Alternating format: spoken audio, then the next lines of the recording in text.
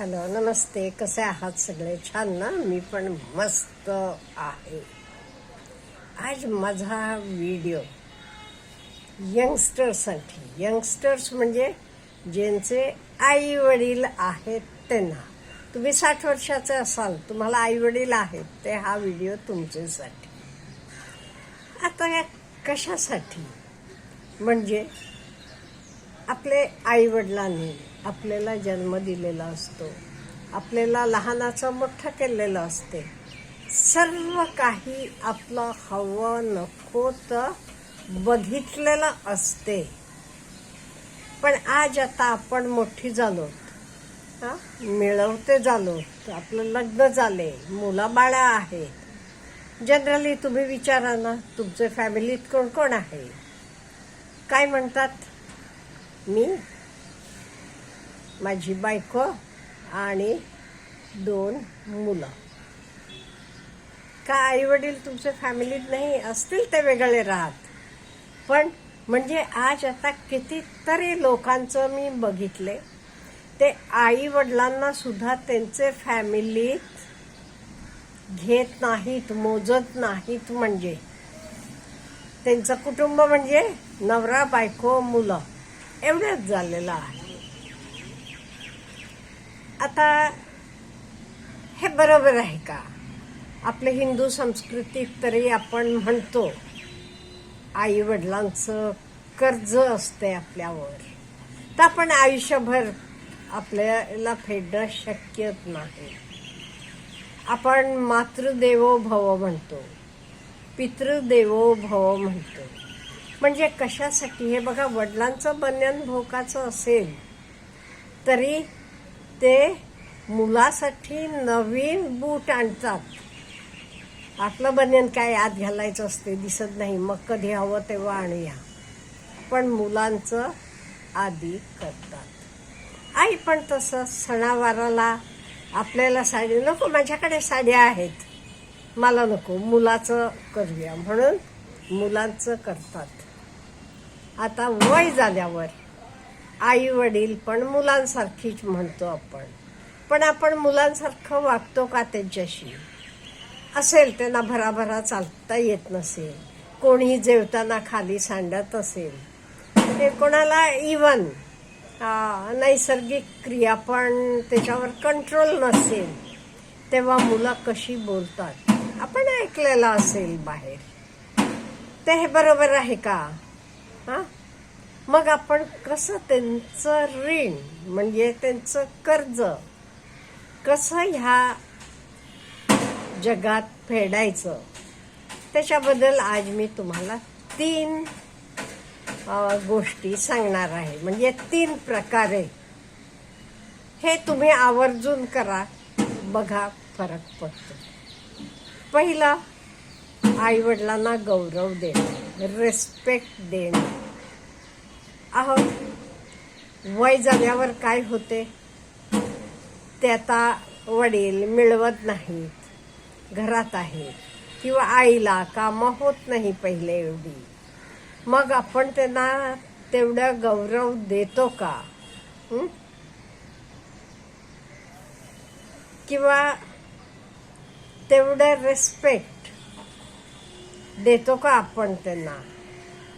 हा जरा विचार करायला पाहिजे आपण. आणि आपण त्यांना रिस्पेक्ट द्यायला पाहिजे. आजही काही घरात रिस्पेक्ट देतात, नाही म्हणत नाही. कामाला जायच्या आधी मुलं येऊन आईचे वडिलांचे पाया पडून जाणारे आहेत, तसे आहेत, पण ते प्रमाण कमी आहे. आणि दुसरी गोष्ट म्हणजे, पहिला म्हणजे गौरव, रिस्पेक्ट देणं. काही आणला तरी बाबा, आधी बाबांना दे, आधी बाबांना द्यायचं, आईला द्यायचं. म्हणजे दिस इज. पुढे आपण मुलांना, आपल्या मुलांना, किंवा आपण मुलं असताना आपल्याला आई वडिलांनी आपण मागायच्या आधीच आणून दिलेत का नाही हो? किंवा आत्ता सुद्धा छोटे मुलांना बघा, आपण ते मागायच्या आधी आणून देतो. काही कपडे असतील, खेळणे असतील, काही असेल. मग आपल्या आई वडिलांनी आम्हाला असं केलंय, म्हणजे हव्या त्या गोष्टी, गरजेच्या गोष्टी नसलेल्या नाहीत. नाही ते आता 8 वर्षाच्या मुलांना मोबाईल आणून द्या म्हटलं की मोबाईल द्यायचं नाही आहे. मी म्हणते हव्या त्या गोष्टी. आज आता आई वडील म्हातारे झालेत, मग त्यांना हव्या असलेल्या गोष्टी ते विचारायचे आधी आणून द्यायला पाहिजे का नाही. सपोज हे तुमचं स्पेक्स, नाही हो बाबा तुमचा चष्मा खूप जुनं झालंय, मोडायला लागले, नाही नवीन आणूया. किंवा आईला, आई नाही तुझ्या चप्पल बघ जुन्या झाल्या आता, तर त्या घालू नकोस, नवीन आणूया असं म्हणा. किंवा त्यांना कुठे घेऊन जावा. ते कधी विमान प्रवास केलेला नसतो, कुठे तर विमान प्रवासाला घेऊन जावा. त्यांना कुठे देवधर्माला, काशी यात्रा करायची असते. अहो मुलं हिंडतात फिरतात, सगळे मजा करतात, पण आई वडिलांना काशी यात्रेला नेऊन आणावं आणि हे सुद्धा त्यांना सुचत नाही. आपल्या बायकोला घेऊन ते जातील कुठेही, स्वित्झर्लंडला हवा तरी जातील, पण आपल्या आई वडिलांना काय हवं नको ते ना द्यायला होत नाही. असं करू नका ना. बघा तुम्हाला तुमच्या आईवडिलांच्या आवडीनिवडी माहीत आहेत. ओके, त्यांना देवभक्त आहेत, त्यांना काशीला जायचं, वर्षाला एक ठिकाणी नेऊन आणा ना. ते विमान प्रवास केलेला नाही कधी तुमच्या आईवडिलांनी, त्यांना तो अनुभव द्या. ते मोठे 5 स्टार हॉटेलमध्ये गेलेले नाहीत, एकदा नेऊन आणा ना त्यांना. असं का, म्हणजे त्यांचे काळी पैसे कमी होते, ते आपले मुलांना म्हणून साठवून ठेवत होते. आज तसं नाही, आज तुमचा पगार कितीतरी पटीनं वाढलेला आहे, त्यामुळे त्यांच्यासाठी जरासं देत जावा. पुढचं महत्त्वाचं म्हणजे वेळ. आई वडिलांना वेळ देत जावा. माहीत आहे तुम्ही बिझी आहात, हो तुम्ही बिझी आहात, वेळ नाही तुमच्याकडे, पण रोज संध्याकाळी एक 10 मिनिटं आई वडिलांजवळ बसायचं, गप्पा मारायच्या, बोलायचं. किती बरं वाटते बघा त्यांना.